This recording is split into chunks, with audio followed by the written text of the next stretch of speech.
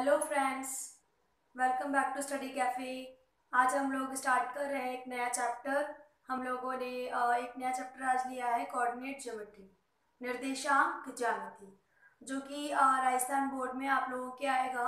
6 marks का question आएगा। इसमें से हो सकता है आपके लिए 3-3 मार्क्स के 2 क्वेश्चन आ सकते हैं, या फिर कोई एक बड़ा क्वेश्चन आ सकता है 6 नंबर का। तो आप लोगों को ये निर्देशांक ज्यामिति में बहुत ही कम पढ़ाई करके भी आप अच्छे पूरे के पूरे 6 मार्क्स ला सकते हैं, क्योंकि इसमें बहुत कम मैटर है। ओनली 2 ही फॉर्मूलेज है जिनका अपन को यूज करना है, but questions different different type के हैं जो आपको करने हैं। ठीक है, तो आइए हम लोग देखते हैं एक बार निर्देशांक ज्यामिति। तो निर्देशांक ज्यामिति में हमारे पास सबसे पहले जो एक फॉर्मूला है वो ये है कि अगर हमारे पास ये कोई एक पॉइंट है ए, ठीक है, और एक ये दूसरा पॉइंट है बी। एक पॉइंट है ए और एक पॉइंट है बी, और ए पॉइंट के कार्तीय तल में निर्देशांक दिए गए हैं x1, y1। ठीक है, x1 और y1 दिए गए, ठीक है ना। और b के निर्देशांक दे दिए अपन को x2 और y2। ठीक है, a के निर्देशांक दिए हैं x1, y1, और b के निर्देशांक दिए हैं x2, y2। तो यदि हमें 2 बिंदु दिए हुए हैं और हमें उनके बीच की दूरी निकालनी है, तो ये दूरी का सूत्र हम लोगों को लर्न करना होगा। तो दूरी हम कैसे निकालते हैं, दूरी ए बी को हम कैसे निकालेंगे, इसके लिए हम लोगों को एक फॉर्मूला लर्न करना है। क्या फॉर्मूला है हमारे पास? x1 माइनस x2 का होल स्क्वायर। क्या लिखते हैं? x1 माइनस x2 का होल स्क्वायर प्लस पीछे पीछे वाले y निर्देशांक जो है इनका माइनस y1 माइनस y2 का होल स्क्वायर। यानी हमारे पास 2 बिंदु है, एक x1 और एक x2 y2 है।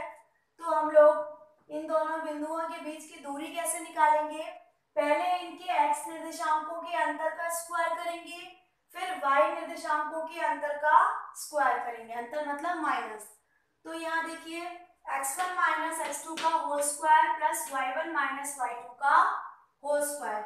अब ये है कि आप इसको इस तरह से भी लिख सकते हैं, या x1 माइनस x2 लिखा मैंने, आप x2 माइनस x1 भी लिख सकते हैं। x2 माइनस x1 का होल स्क्वायर या y2 माइनस y1 का होल स्क्वायर। ठीक है, क्यों? क्योंकि माइनस की चीज का जब स्क्वायर ही हो रहा है तो आप आगे पीछे कर सकते हैं। ठीक है, ये आपके पास होता है दूरी ए बी का सूत्र। अब क्योंकि दूरी जो होती है वो हमेशा सेंटीमीटर, मीटर, किलोमीटर किसी न किसी मात्रक में मापी जाती है। तो दूरी जब हम निकालते हैं तो यदि हमें कोई मात्रक नहीं दिया होता है तब भी हमें उसके आगे क्या लिखना चाहिए? मात्रक। ये लिखने से आपका क्वेश्चन बिल्कुल मतलब सही होता है। आपको मात्रक जरूर लिखना चाहिए। ये एक मतलब दूरी के साथ दूरी के लिए एक मात्रक की आवश्यकता होती है, इसलिए अगर आप इन निर्देशांकों की भी दूरी निकाल रहे हैं ना बीच की, तब भी आपको क्या लगाना चाहिए? लास्ट में मात्रक लिखना चाहिए। अब हम लोग क्या देख रहे हैं कि इस दूरी के ऊपर आधारित हमारे लिए कौन कौन से क्वेश्चंस आ सकते हैं। देखिए, अब मैंने कुछ इंपॉर्टेंट क्वेश्चंस लिए हैं आप लोगों के लिए, ठीक है ना। तो पहले मैं जो क्वेश्चन लिया है ये है कि यदि बिंदु x, 3 और 5, 7 के बीच की दूरी, ये आपको 2 बिंदु दे रखे हैं, ठीक है, इनके बीच की दूरी कितनी दे दी है आपको? 5 दूरी दे दी है। तो x का मान ज्ञात कीजिए। हमको x का मान निकालना है, तो वही दूरी वाला सूत्र रहेगा। ये तो पता चल गई, क्योंकि 2 निर्देशांक है और उनके बीच की दूरी है। ठीक है, ये क्वेश्चन आपके लास्ट ईयर बोर्ड एग्जाम में आया है। 2019 वाला एग्जाम हुआ था उसमें ये आया था बोर्ड एग्जाम में। अब आप देखिए दूरी का सूत्र लगाएंगे हम लोग। तो दूरी बराबर होता है अंडर रूट में x2 माइनस x1 का whole square plus y2 minus y1 का होल स्क्वायर। ये फॉर्मूला होता है। ठीक है, उससे पहले आपको जो चीजें दी होती हैं उनको आप साइड में लिख लीजिए कि क्या क्या दिया गया है। दिया गया है, हमेशा कोई भी क्वेश्चन करें मैथ्स में उससे पहले ये याद रखें कि क्वेश्चन में क्या क्या गिवन है। तो क्या क्या गिवन है अपन को? एक जो x, 3 पहला वाला बिंदु x1 और y1। तो x1 y1 के मान हो गए x और 3। दूसरा बिंदु हो गया x2, y2 बराबर कितना है 5, 7। अब इनके बीच की जो दूरी है वो कितनी दी हुई है 5। ठीक है, इस तरह से आपको जो दिया होता है वो आप साइड में लिख लीजिए। x1 y1 दे दिया पहली चीज, ये दूसरा वाला बिंदु हो गया x2 y2 होता है वो हो गया, तीसरा दूरी हो गई 5। अब हम दूरी का सूत्र जानते हैं, ये सारी वैल्यूज यहाँ अपन को पुट करनी है। तो हाउ टू पुट, दूरी की जगह पर अपन रखा 5 बराबर अंडर रूट में x2 का मान कितना है देखिए जरा यहाँ से, x2 और y2 5 और 7 है, इसका मतलब x2 5 है और y2 7 है। तो x2 की जगह पर हमने 5 माइनस x1 देखिए कितना है x है, x1 कितना है x, ये तो कॉमा है तो ये कितना है x whole square plus y2 का मान देखिए जरा कितना है यहाँ से 7 पीछे की साइड माइनस y1 की वैल्यू कितनी है 3 इसका होल स्क्वायर। तो इस तरह से दूरी का सूत्र अप्लाई किया जाए। अब 5 बराबर अंडर रूट में 5 माइनस एक्स, 5 में से x घटा नहीं सकते तो हमें ऐसे लिखना पड़ेगा, ठीक है, प्लस 7 में से 3 गया तो कितना बचा 4 का स्क्वायर। अब ऐसा करते हैं, यहाँ से जो अंडर रूट है इस अंडर रूट को अगर मैं यहाँ से हटा दूंगी तो इधर क्या हो जाता है वर्ग, वर्गमूल यहाँ से हटा तो इधर क्या लग जाता है स्क्वायर, ठीक है। तो यहाँ 5 का क्या हो जाएगा स्क्वायर हो जाएगा और ये अंडर रूट हट जाएगा। तो 5 माइनस एक्स का होल स्क्वायर प्लस 4 का स्क्वायर कितना 16।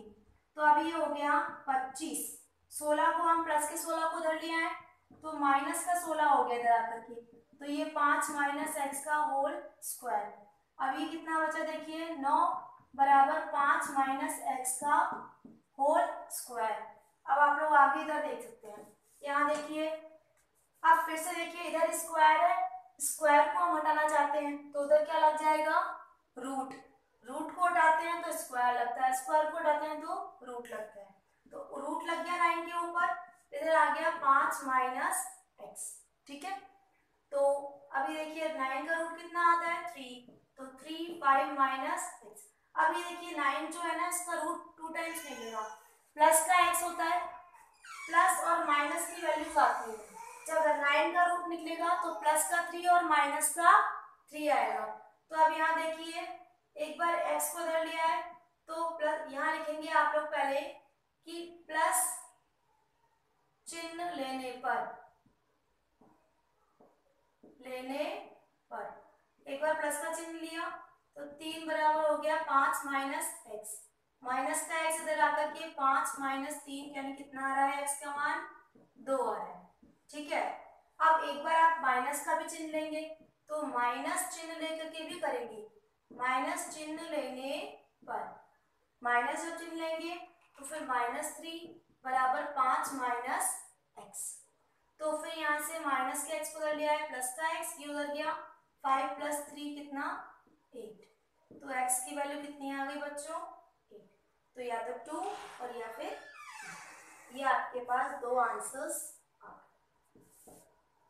अब देखिए हमने ये दूसरा क्वेश्चन स्टार्ट किया है जिसमें ये है कि सिद्ध कीजिए कि बिंदु 1, 1 और -2, 7 और 3, -3 ये 3 बिंदु दिए गए हैं और ये तीनों बिंदु संरेख हैं, ये हमको सिद्ध करना है।